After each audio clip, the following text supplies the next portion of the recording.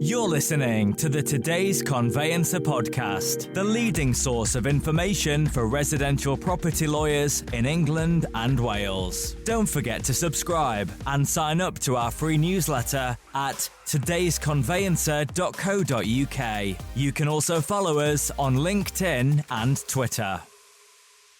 Hello, welcome along to the latest Today's Conveyancer podcast. This week, I'm delighted to be joined by Doug Crawford. Doug is probably best known for his work at MyHomeMove, but for those of you that aren't aware, Doug recently joined Simply Conveyancing as CEO. Doug, it's ever so good of you to join the podcast. Thanks so much for coming along. Thank you. Great to be here, David, and great to be speaking to you. My first question is always really straightforward. I always ask, who are you? What do you do? I don't know how much of an introduction you're going to need. It would be great for you just to give us a flavour of what's brought you back into the industry as well. Okay, well, to answer your first question, David, I am Doug Crawford. I'm currently the Chief Exec at Simply Conveyancing, and I've been here for a whole 6 weeks. By way of background, this is my 5th CEO role, and all of those have been in private equity-backed businesses across a range of sectors and spanning the last 20 years or so. Again, just by way of background, I'm from Northern Ireland. After leaving school, I didn't go to university, but somewhat perhaps strangely joined the civil service. After that, I worked selling industrial cleaning equipment, was in the oil and gas industry with Mobil, was sales and marketing director at a large commercial laundry business, was in insurance at Aviva, and then moved into my first CEO role in 2000 in a financial services business.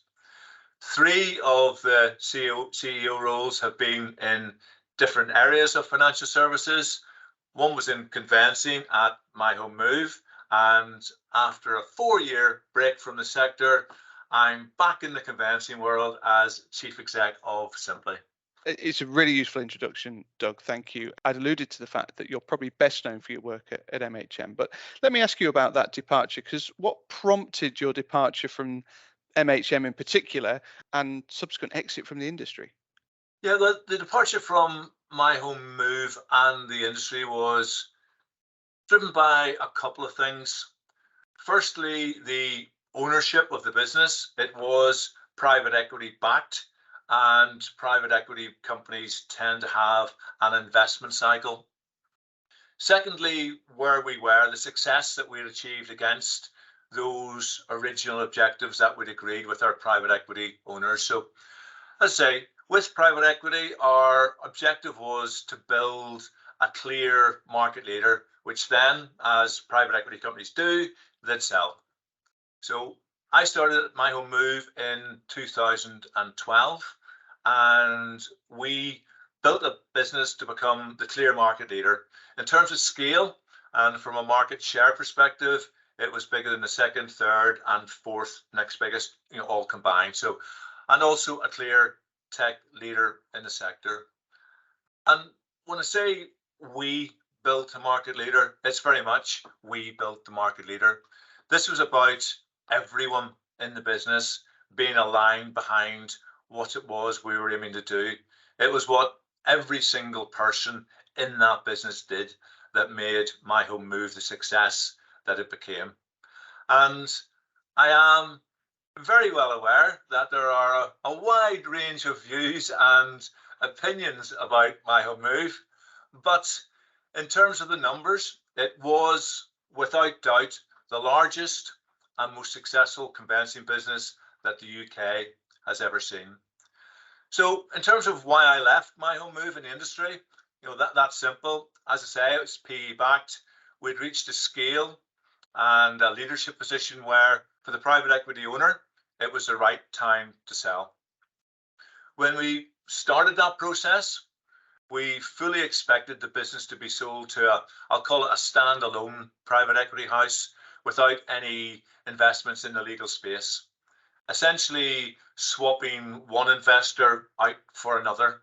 And in that case, of course, subject to the views of the investor, I would happily have remained as CEO at MyHomeMove. At MyHomeMove, I was lucky enough to work with a lot of amazing people, very many of whom I'm still in contact with, and some of whom I'm lucky enough to be working with again now at Simply. Had the buyer of MyHomeMove been a different one, I would have been delighted to continue that journey with those incredible people, but that's not what happened. Instead, it was sold to Parliament, who owns what I call the original Simplify, so JS and DC. Parliament then merged the two businesses to create the core of what is Simplify today. As Parliament had their own conveyancing management team at Simplify, it was inevitable they would run the merged business. So I left on completion of the acquisition, which is pretty standard in those circumstances, hence leaving MyHomeMove. In terms of leaving the industry, I was lucky enough that after leaving MyHomeMove, the phone rang a lot. And for me, the most attractive of the offers was to join a private equity-backed financial services business where I've been for most of the nearly 4 years since I left MyHomeMove. This is almost like the battered boxer coming back for more, isn't it? Coming back into the industry. What pulled you back into the industry and into Simply, Doug? I love the analogy, David. The battered boxer. How I see myself, absolutely. And in terms of rejoining the industry and joining Simply, I guess there are those two aspects to it. There's the attraction of the industry, and then of course it's got to be the right company, the right business within that industry. And when changing jobs as CEO in the past, I've always changed industry or sector. So I've never moved companies within an industry. So to take a chief exec role in an industry in which I'd worked previously, that's a first. But when I look at the industry and when I think about my memories of my time at MyHomeMove, I had a real affection for the conveyancing sector. And in terms of the sector, I'm going to quote you, David. In one of your quotes following National Conveyancing Week, you said, "Conveyancers are superheroes who help the young first-time buyer, the second stepper, the person buying their dream home, the downsizer, the bereaved, the separating, and everybody in between." So it's a sector I really liked and admired. It does good stuff. There's emotion involved in the house buying process, the house moving process, and this industry helps people with that. So it's an industry I was always proud to be a part of, and I'm proud to be back in it. And just when we mentioned National Conveyancing Week, David, again, I'd like to congratulate you on that. Obviously, when I was in the industry previously, that wasn't a thing. So it's great to see that innovation. It's great to see the industry being proud of what it does. So, well done you. Congratulations. Oh, well, a joint effort. Rob Hailstone was very heavily involved in that. But yeah, I mean, from my point of view, that the real win from National Conveyancing Week was exactly what you've said there, was the profession taking ownership of its own future. It was Absolutely. massive. Absolutely, and being just rightly proud of what the industry does, and because I think it is often overlooked, and just to an extent, I can, from a client perspective, that emotion that's in that transaction, I get that, I understand that, but I think sometimes it just misses what it is this industry does for people. So the industry had its attractions, but of course it's got to be the right business. And in terms of why Simply. To be honest, that was almost by accident in some respects. So Simply appointed a new chairman back in, I think, September time-ish last year, and he was new to the industry. So through some, turned out, mutual business contacts, he had got in touch and asked for some advice on a number of areas, and I was happy to help, albeit very, very informally. So after a number of those sort of informal conversations, he essentially asked me what would it take for me to throw my hat into the ring to become chief exec. And if I'm honest, I hadn't been expecting that. At that point, I was still at Optionis, my previous employer. I wasn't looking for a new job, so it was a bit of a surprise. So I started to give the idea some thought. And While the fondness I have for the industry and the industry itself was a factor, it was more about the attraction of Simply, the business. I mean, I'd known of Simply and I'd known of Perry Palman from my days back at MyHomeMove, but back then I didn't know huge amounts about the business. So I started to look into the business, spend some time thinking about joining Simply. And when I started to look into it, the attraction of Simply, summed up in probably about 4 words. It was about the quality, the opportunity, the ambition, and the culture. So I'll touch on each of those if that's okay. By all means, yeah, please. We start with those. The first one of those, which is the quality. So in the business, in Simply, there already was a desire, which we'll build on, for quality to be at the heart of the business, and specifically quality in terms of the service we deliver to our clients, but also quality in terms of the legal work that we deliver. So going forward, I want us to be known for those 2 things. For the quality of the legal work we do, I want other law firms to say, those guys know what they're doing. Those guys are Simply, they produce good quality legal work. And similarly, our estate agents and our producers, who many of whom would also know that it's good quality legal work. That for me is really, really important that we're known for that. But secondly, known for the quality of service that we deliver to our clients. And again, where our starting point is, we evidence that at the moment, where the Trustpilot score for Simply is 4.8. The FIFO score is 5.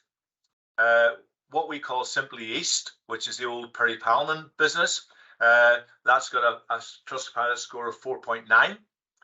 So that's a good starting point, but that's all it is. It's a starting point, and we absolutely intend to build on that. So that whole quality piece is really important. As I say, it was there. That mindset, that philosophy exists in the business. So that was important. If I'm going to do something, I want to do it with a company where quality is important. Moving on to the opportunity in the 6 weeks. I may have mentioned that before, David. I've only been here 6 weeks. In the 6 weeks I've been here, I genuinely see opportunity everywhere. Every function in the business I look at, I see opportunity. I think it's performing well, but there's more we can do. Those incremental changes we can just build on, and there's just huge opportunity. And to maximize those opportunities, we've just been investing hugely in the business, in our sales teams and our legal teams. And at a time when many in the industry have been making big numbers of redundancies over recent times, we haven't made any. But instead, as those on LinkedIn will testify and have seen, we are recruiting big numbers of people across all areas of our business to take advantage of those opportunities that we see out there. So instead of redundancies, instead of hunkering down, we are investing and recruiting. And that links to the ambition point. We have huge ambition for the business, and that ambition is shared by our private equity investors. So we have an ambitious plan, and our intention, simplistically, is to double the size of the business in the next 18 months or sooner. But that's 18 months to be all right. But quite frankly, I'd like to do sooner than that. So we have ambitious plans, and it's great that we've got a hugely supportive investor who shares those plans and wants to go on that journey with us. So to make sure we do that, we need to have the capacity in the business. We need to have the people to manage the growth. We need the right number of people, the right capacity, make sure nobody's got too many cases, nobody's overloaded. So while that ambition is there, we have the courage and the confidence and simply to be brave and back ourselves, and that's what we're doing. And finally, the culture. For me, it's all about people. It always is about people. This industry is about people, and therefore the culture is just hugely important. And here I have seen an ethos, a culture that that I can identify with, and it is about doing things in the right way. In any business, there has to be one right way, one best way to do everything, to do anything. So for me, culture is unique, and I think here it will continue to be. So, one joined up, one aligned business with a common purpose where, it does feel like a family. It does feel like a community where we're successful, but there's loads of energy, loads of desire, and quite honestly, we'll have a load of fun along the way. So if we put all that together, the industry, but more specifically, Simply, that's why I'm back. You've touched on the fact that MyHomeMove was a technologically advanced organization. And it's interesting, those 4 points you've made there, you've not really kind of touched on technology massively, but you focused on people. How do you marry those two up in such a large organization? Because there seems to be this real challenge in conveyancing in particular to marry up people with technology. Yeah, absolutely. And at MyHomeMove, technology was at the fore of it. We said the business was service led, but technology enabled, and we had a lot of debate at MyHomeMove as to whether, usually with my CIO, as to whether the business was technology enabled or technology led. And when we look at technology back then, so this is 2012 to 2019. So we look at technology then. For me, the technology deployed in the conveyancing industry wasn't world-leading technology. And what we did at MyHomeMove, I think, was leading the industry. But when you compare that to other sectors and other industries, it wasn't. So for me, when we look at where MyHomeMove was, when we look at where Simply are, again, alongside everything I've talked about, for me, technology will play a huge part in the strategy and the future success of Simply. In terms of where we are as an industry, again, people say to me, you come back in the industry, you've been out for 4 years, what's changed? And in some respects, some things are reassuringly familiar.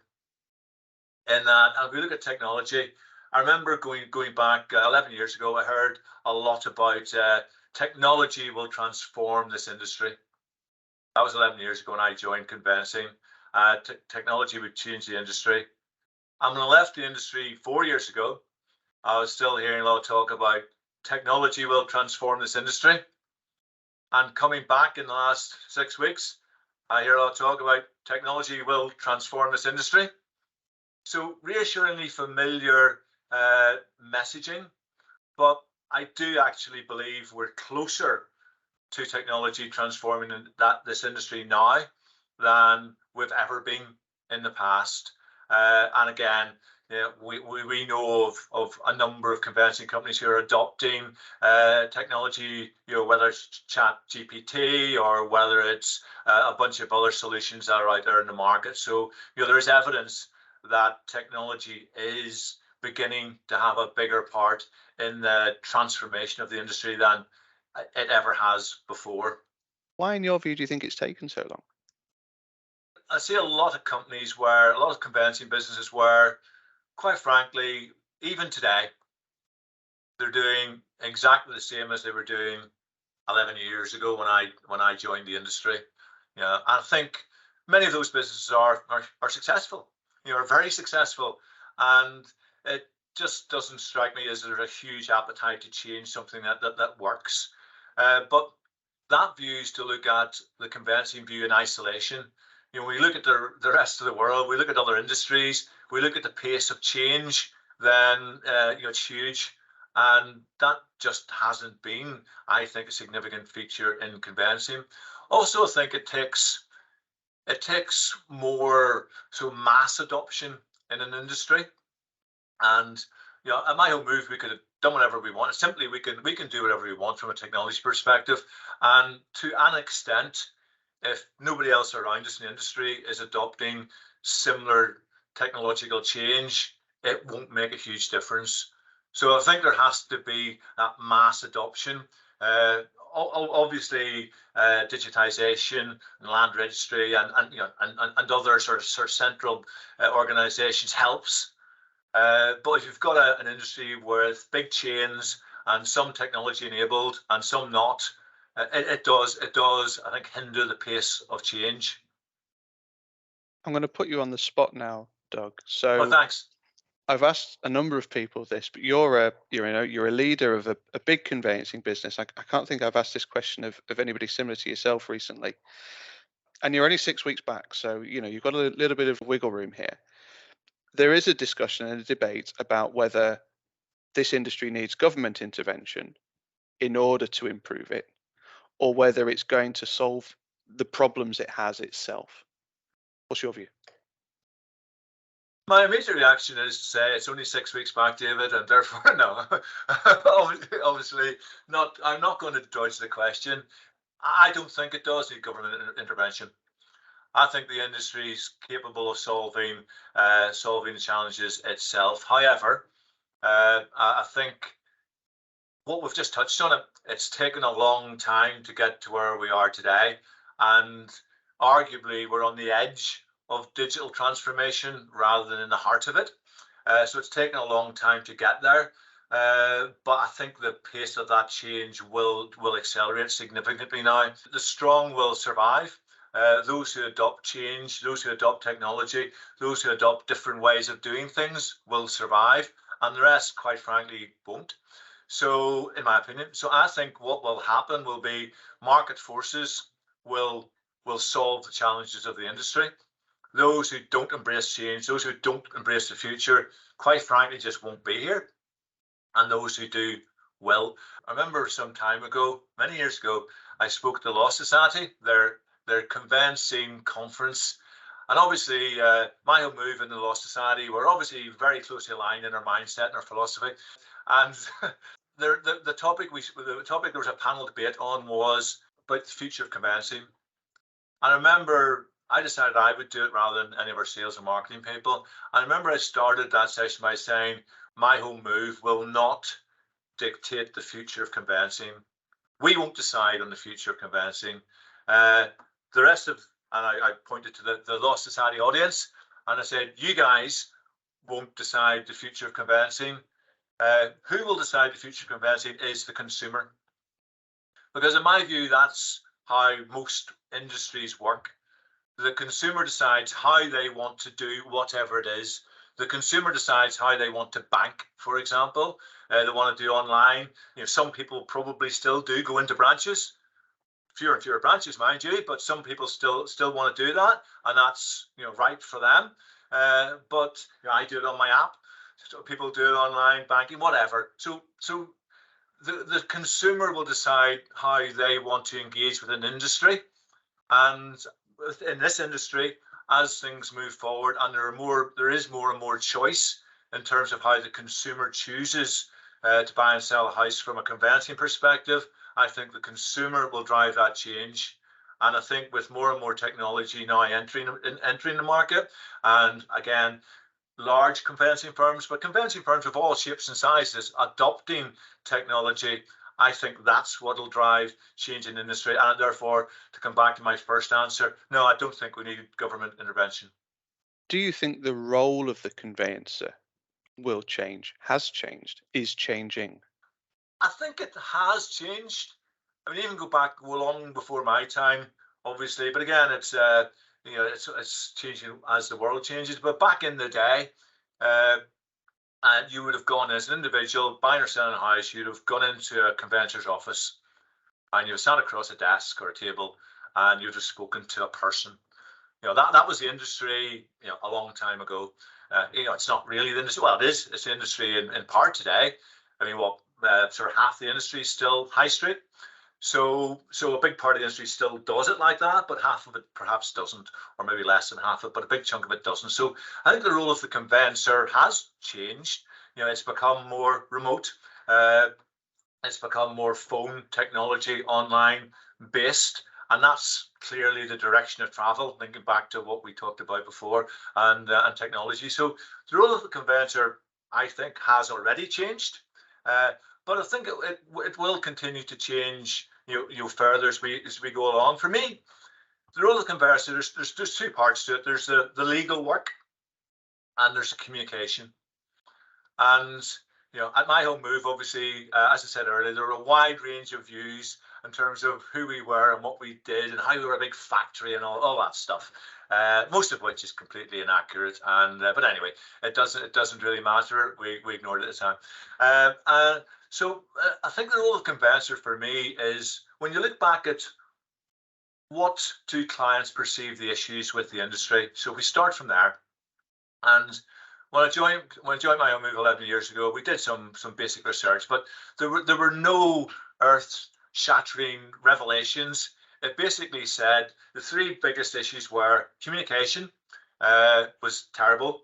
The process was slower than the client thought it was going to be. It always took longer than they thought it was going to be, and it often cost more than they thought it was going to be.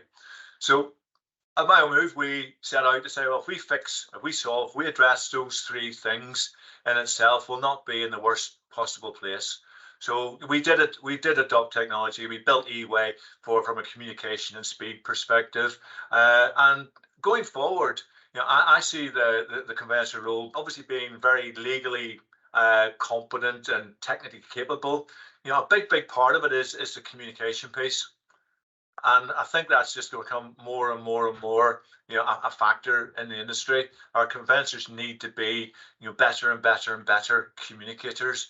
And it's almost like putting your arms around that client and just walking them through a process that they have little or limited knowledge of. And, as a legal professional, you get to share all of that legal knowledge with that client. You get to explain why things are important. So you use your legal knowledge, but you use it in a way that gives that client comfort and reassurance and just confidence that, yeah, you know what you're doing because you're a legal professional, but you're taking care of them. You're walking them through that journey. And I see that very much the role of the conveyancer, which is why I see conveyancers and people remaining an absolutely fundamental part of this industry. It's a people industry, and I think it always will be a people industry. I don't see technology taking over from people entirely. I think people want that human interaction, that confidence, that somebody who knows their stuff legally is taking care of them through what's not often or not always an easy process. Felt like I've given you a bit of a grilling there, Doug. Let me take a step back and ask you about what reflections you have from your time away. You say you've been away for 4 years. It's the first time that you've come back into an industry in a senior role, as you suggested. What reflections do you kind of bring back with you? The thing I remember most and the thing I missed the most, to be honest, genuinely the fun we had in the industry, and also within MyHomeMove, the fun we had as a business, the culture was amazing, and that comes back again to people. I think back to what we were doing, and it didn't necessarily feel like it always at the time, but we were building a hugely successful conveyancing firm, and I was doing that with amazing people at MyHomeMove.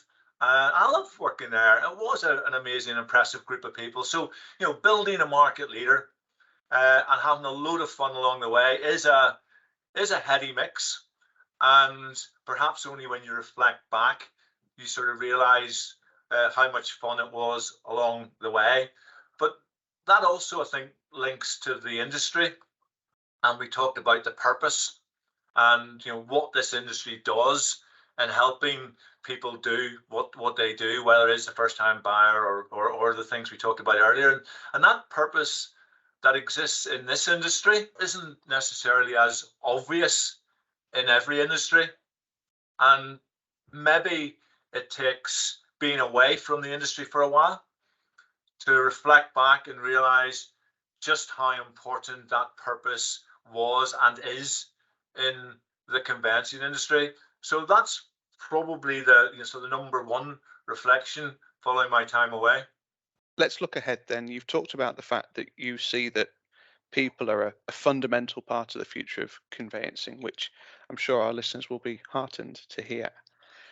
What else is going to change? What else do you see that's coming down the line in terms of how this industry is going to change? You talked about the fact that you think we're probably at the start of the digitization, the start of the digital change, rather than being in the middle of it. Yeah, I mean, let's just touch on people in terms of what will change, because again, remarkably similar themes from 11 years ago when I joined the industry to sort of now around people. And one of them being, when I joined the industry in 2012, I heard a lot of conveyancers had left the industry following the financial crisis of 08-09. And now, come back to the industry, I hear a lot of conveyancers have left the industry following COVID and the challenges the industry's faced. So again, reassuringly familiar messages around people.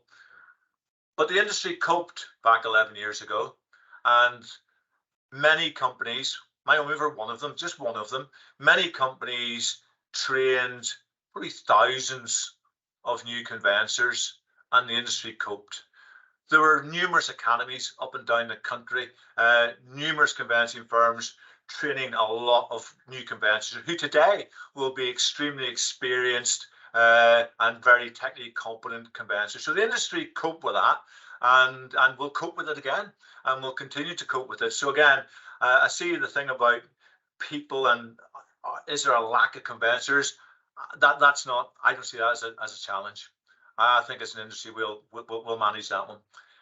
Technology, I think it is something that I say we're on the edge of. I think that will change the industry, but in probably two ways. I think it'll change the client journey, which is for me almost the most important part of it. So again, as I touched on earlier, how does the client want to do this? How does the client want to buy or sell a house? I think technology will help significantly in that as we move forward. But also, I think technology will change the how we do stuff as an industry. So in terms of efficiency, productivity, all of those areas. So I think that's going to be perhaps one of the exciting areas of the industry, as we move forward. And you've talked about the fact that both MyHomeMove and Simply have got external investment.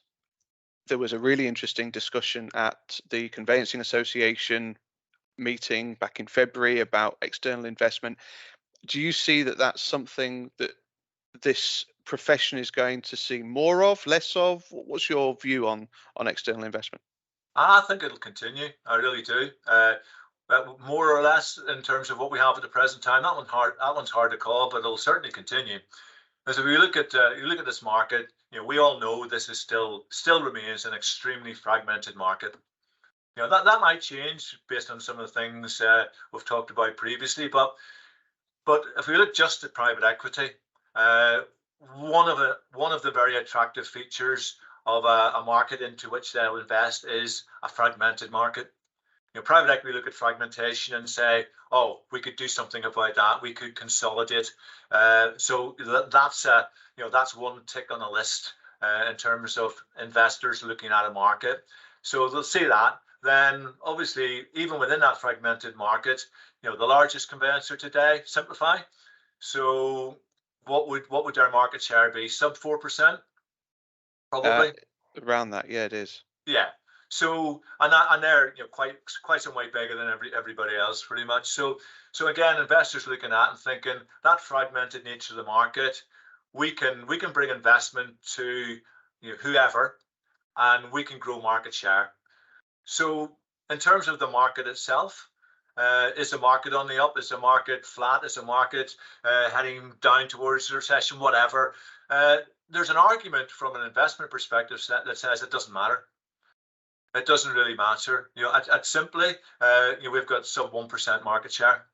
So in my head, one way of looking at this is I don't really care about what the market's doing. I've got 99% market share to go up. And I think investors look at it and can look at it in a very, very similar way. So I think there's attractiveness around the market dynamics and the market structures of this industry that will always attract, or for the foreseeable future, will attract investment. And then there is the technology point that we've touched on a bit. I mean, we're seeing investment coming in to back technology.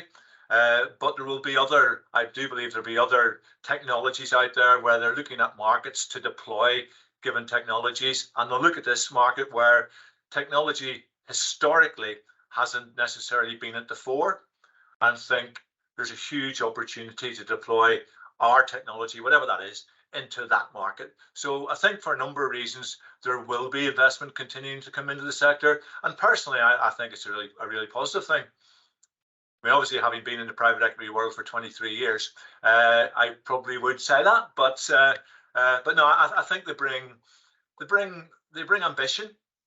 And obviously, they're investing in a market or a company.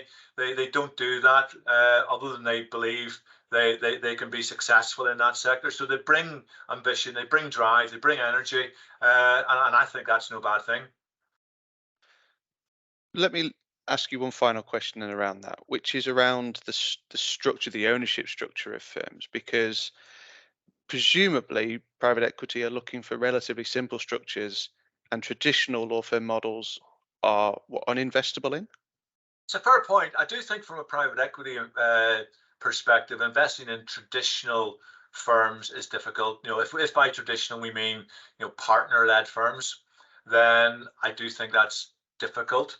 So as an investor, you look at what you're buying today, and then you look at if you exit and say a typical private equity investment cycle of 4 or 5 years, you think, okay, when we exit, what's sort of left, if you like. So obviously you buy a partner-led firm, you think, well, where does the business come from? So it might be personally associated with partners. If those partners don't stay in the business, then there is that view of what have you got left? What have you bought, really? Because potentially those partners might not be comfortable in a private equity environment going forward when they've been partners owner to the business. So if they're not comfortable in that environment, then potentially they go elsewhere, and there'll be non-competes and all of that. But over time, there is a view that what you bought, you don't have that value in 2 or 3 or 4 years down the line. So I think investing into partner-led, very traditional businesses from a private equity perspective is difficult. Alongside that is the appetite for change and the ambition in some of those firms, and some of those traditional firms, some of those partner-led firms will be hugely ambitious and will be hugely innovative and will adopt and drive technology, but some won't. And it's just marrying all of that together. So I think it's more challenging for private equity to invest in partner type led firms, but not impossible. It's a bit of a tangent, but it felt like a nice opportunity to ask you that question. So I appreciate your thoughts, Doug. No worries. That's been a really, really interesting conversation. There's not many opportunities to interview a CEO of a sizable PE-backed law firm. So even though you've only been 6 weeks in the job, Doug, I really, really appreciate you coming on the podcast. Thank you very much indeed. That's all. Thank you, David. It's been great talking to you, and I'm glad I landed at least one message that I've only been here for 6 weeks.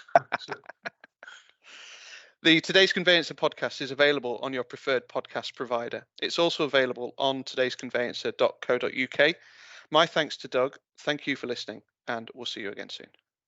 You're listening to the Today's Conveyancer podcast, the leading source of information for residential property lawyers in England and Wales. Don't forget to subscribe and sign up to our free newsletter at todaysconveyancer.co.uk. You can also follow us on LinkedIn and Twitter.